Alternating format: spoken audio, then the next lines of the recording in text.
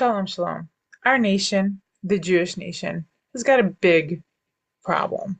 Okay, we have many problems, but there's one that's really our Achilles heel. And I want to talk about that today and try and glean something from our Parsha to maybe work on it. And that is the Sinat Chinam that we have, the inability we have as a nation to come together and unify without judgment, without hate, without strife and difficulty that rips us apart. Now, of course, we're a huge nation. I mean, small compared to everybody else, but when you're talking about millions of people, I mean, even when you're talking about one small family, let's be honest, there's different personalities. We all come from, we know the 12 tribes. There are 12 distinct personalities, and then there's all sorts of subcategories that go in there, but we're all different people. And these differences can either, we can use them to become stronger and to work with one another and build something beautiful, or we can let those differences get between us, an argument if we have too much ego. And instead of learning from one another and building with one another, we think that there's only one way and it's our way and it's the right way. And that's the source of all our problems. And we see with Yosef and the brothers that there was issues from the get-go. Yosef displayed leadership qualities. He was different from all the brothers, and of course, the father showed him favoritism with the Tonat Pasim, with the special tunic that he made him. And we're told in that pasuk when we learned about in Vayeshev that the brothers hated him because they saw this special treatment, and they says they could not speak to him. They couldn't speak to him peaceably, and they just couldn't do it. They hated him so much. And we see this nowadays, when people hate each other so much, they just can't talk to each other. Online, you see all the time, people just won't even give the person the respect and dignity to have a conversation with them. That's what it was. They couldn't even have a conversation. Didn't matter what he was going to say. They just hated him. And that led them to want to kill him. They tried, they wanted to murder him. And when Reuven said, let's not shed blood, they threw him in a pit, which is equivalent really of a death sentence, no matter how you cut it. There could be scorpions in the pit. He could starve to death in the pit. He could, if they sold him down to Egypt, he could, under those conditions, people don't always survive. No matter what they did to him was really, really a difficult situation for Yosef, and one where he could have died. And Yosef, after, we know the whole story of he was imprisoned, and then he was in the house of Potiphar, and then he finally made it his way to Egypt, where he became really the second in command. And he, had all those years to stew about this. And most people would spend all these years just hating their brothers for what they had done to him. If you think about it, who would get over that so quickly? And not only did he not hate them, you see in the story that all he wanted was for them to love him. All he wanted was to be accepted by them. And he didn't hold this against them at all. He didn't hold it against them at all. And when he finally reveals himself to the brothers, he could have been supremely harsh, and he wasn't harsh, and he was even comforting them, which is extremely magnanimous, not something most people would do. And he, when he reveals himself and he tells the whole story, God has brought me here to provide for you, seeing things in a very generous viewpoint, trying to make them feel better.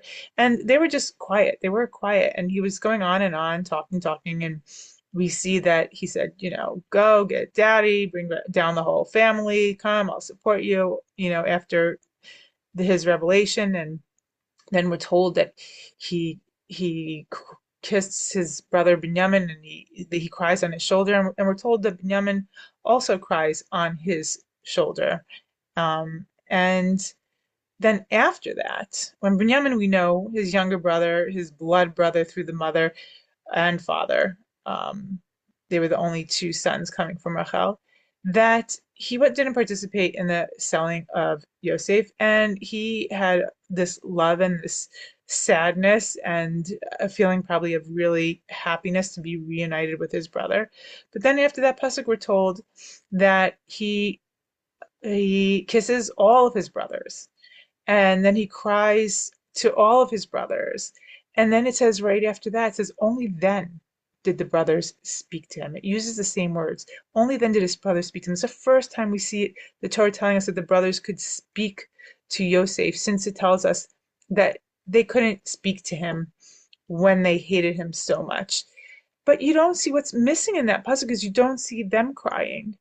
You don't see them crying. And there's something really sad about that. Um, but they finally were able at least to talk to him in peace. And I think that the reason why they were able to is because they saw this vulnerability and generosity of Yosef after everything that happened. And let's remember, no apology to be had in there. And Yosef was very generous and still full of love and this generosity and the true emotion of this. So you can't fake those. We're not crocodile tears. True emotion really comes from the heart. It penetrates the heart. And he was speaking with such visceral emotion. And they saw the love, and they saw the care, and they saw the honesty in his voice, and then they were able to see the humanity of Yosef, and then they were able to speak to him, and that sinat chinam that they had for Yosef dissipated. And I think that this is what we're meant to learn, is that Yosef, if anybody had a reason to hate his brothers, it was Yosef.